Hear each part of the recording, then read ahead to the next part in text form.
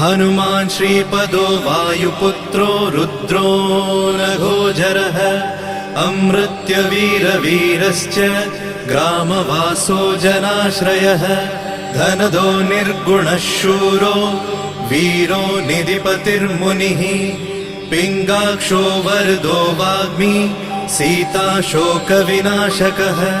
शिवः शर्वत्परो व्यक्तो व्यक्ताव्यक्तो धराधरः पिङ्गकेशः पिङ्गरोमा श्रुतिगम्यः सनातनः अनादिर्भगवान् देवो